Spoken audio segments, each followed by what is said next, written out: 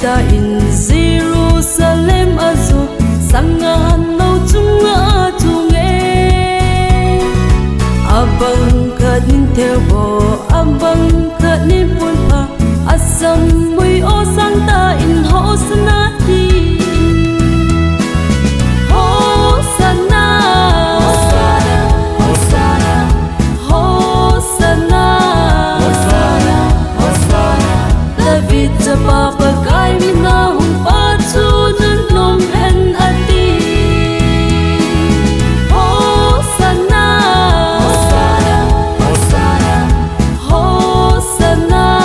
hosana hosana David cha papa kai mi na hum pa chu nun nom hen ati Hosana Hosana David cha